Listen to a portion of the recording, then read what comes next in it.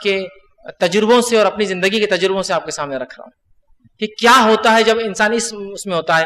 ایک love marriage اور دوسرا لو میرج کو ارینج کروانا، یہ دو بہت خطرناک نکاح ہے، یاد رکھیے. ایک تو لڑکا اور لڑکی خود شادی کر لیتے ہیں، اور دوسرا اتنا تکلیف دیتے اپنے والدین کو کہ شادی کروا کے رہتے جن سے وہ چاہتے ہیں. یہ دو باتیں بڑی اہم یاد رکھیے. تو یہ لوگ میری اس نصیحت کو ہمیشہ یاد رکھیے کہ جب بھی تم لوگ ایسا کرو گے یا کوئی اس طرح سے کریں گا، اپنے والدین کو تکلیف دے کر نکاح کریں گا، ولی کو منوا کے شادی کروائیں گا. باپ ولی ہوتا لڑکی کا، منوا رہے اس کو، نہیں تم کو تو یہی کرنا ہے، نہیں تو میں کچھ بھی کر لوں گی. تو وہ بولتا ہے اچھا اس سے تم کچھ کرو، میں تم کو بیاہ دیتا ہوں. تو یہ لو میرج اور لو میرج کو جو ارینج کرواتے ہیں تمام غلطیاں کر کے، خطائیں کر کے، افیئرز کر کے، تمام برائیاں کر کے، وہ ایک بات یاد رکھ لے، ایسے میرجز میں سکسیس ریشو بہت لیسٹ ہے. بہت لیسٹ ہے، میں کہہ رہا ہوں نا، اتنا کم ہے کہ کسی کو انتہا نہیں. اتنی کم ایسی شادیاں سکسیسفل ہوتی ہیں، بہت کم، میں کہوں گا بے انتہا کم ہے اس کا ریشو. کیوں؟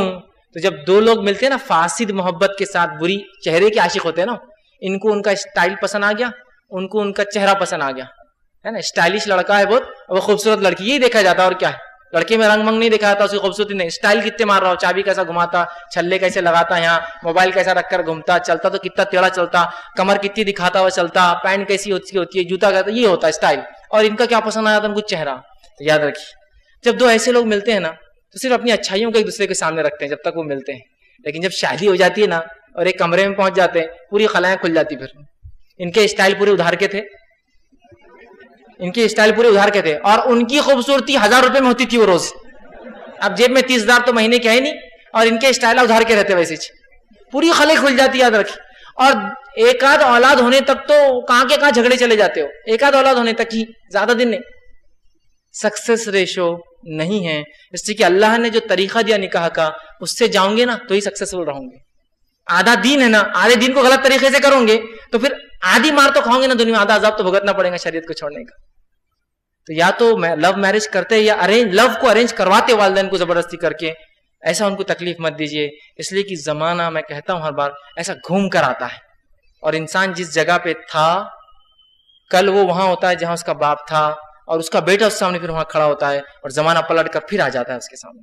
اور اس کا بیٹا اس سے پھر جب اپیل کرتا ہے کہ مجھے فلاں کرنا، اس کی بیٹی جب ڈیمانڈ کرتی ہے مجھے اس سے شادی کرنا ہے، تب اس کو پتا چلتا ہے. لیکن ایک عمر گزر جاتی ہے اس کی، وہاں پھر وہ بہت پچھتاتا ہے میں نے کیا کیا. تو یاد رکھیے غلطی کبھی مت کیجیے، یہ افیئرس اور لو میرج کے چکر میں مت جائیے. اسلام جو ہے محبت کے خلاف نہیں ہے، اسلام فاسد محبت کی، چہرے کی محبت کی، لست، ہوا، خواہش والی محبت کے خلاف ہے.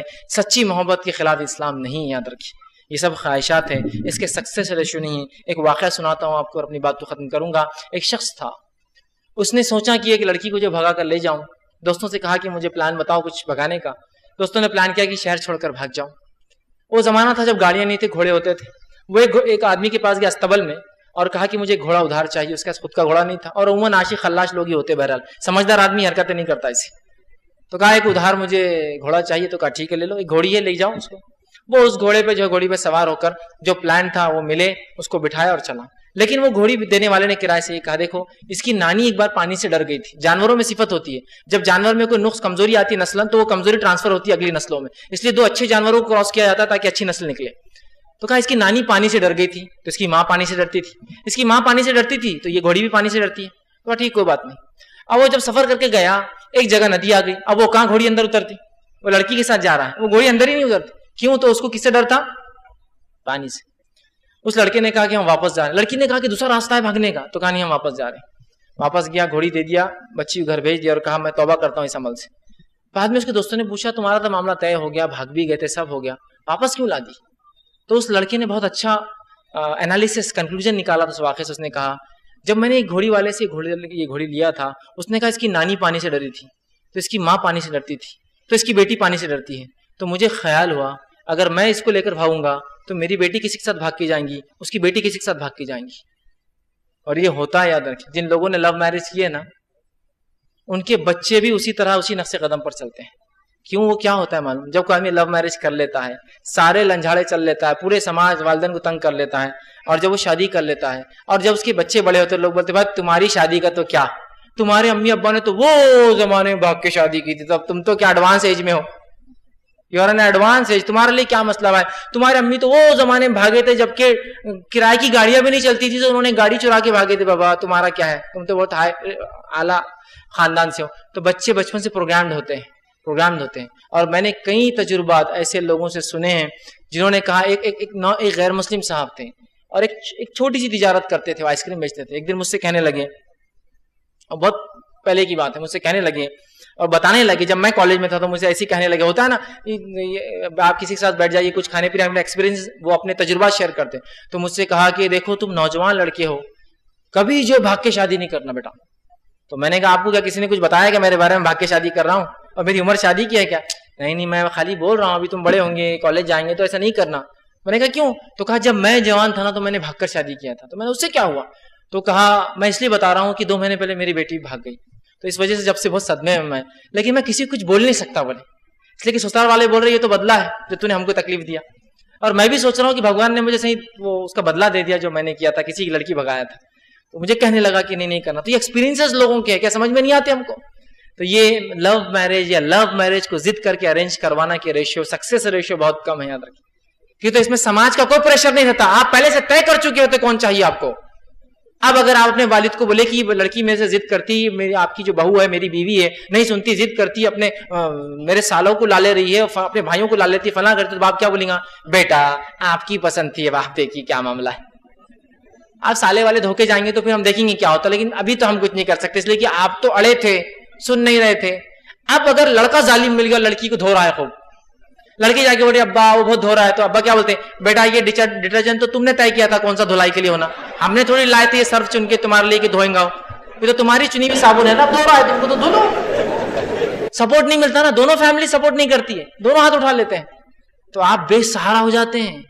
بیچ میں معلق بادلوں کے جیسا, نہ آسمان کے اوپر ہے نہ نیچے, بس لٹکے ہوئے بیچ میں, بہت بدترین زندگی ہوتی ہے, یاد رکھیے. تو یہ ایکسپیرینسز یاد رکھیے لوگوں کے, یہ میری نصیحت کو یاد رکھیے, کبھی بھی کوشش مت کیجیے لو میرج مطلب جس میں پہلے افیئر کر لیا, آپ سب طے کر لیں. ہاں کوئی اچھی لڑکی, دیندار لڑکی, جو صفتیں آپ کو چاہیے, چہرے کا عاشق نہیں ہے وہ آدمی, صفتوں کا عاشق ہوتا ہے کسی کے, اچھی خصلتیں, اچھے خاندان, اچھی صفات, دینداریاں اور یہ سب چیزوں کو دیکھتا ہے, اور اپنے والد سے احتراماً کہتا ہے کہ گھر کی لڑکی اچھی دکھتی ہے, آپ رشتہ بھیجے تو بہت اچھی بات ہے.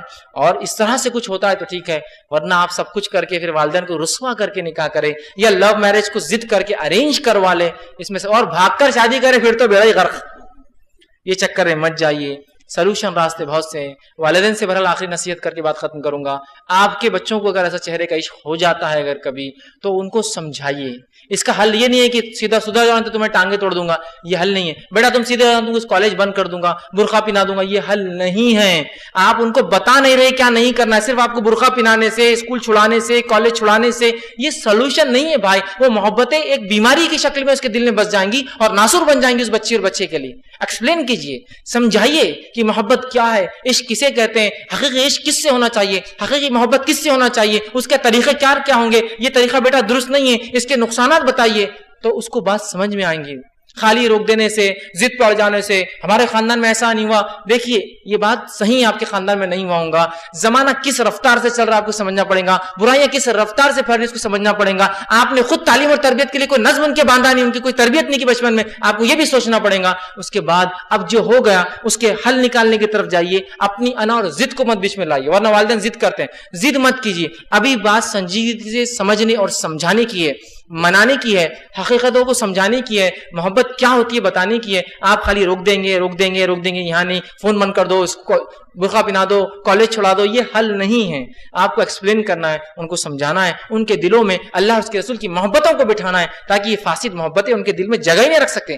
حقیقی محبت جو میاں بیوی کی ہوتی ہے, انسان کو دوسرے سے ہوتی ہے, یہ محبت الگ ہے, یہ شادی کے بعد ہوتی ہے. اس سے پہلے جو ہوتی ہے وہ چہرے کا عشق ہوتا ہے. شریعت میں اس کی کوئی گنجائش نہیں ہے. میں اسی پہ اپنی بات کو ختم کروں گا.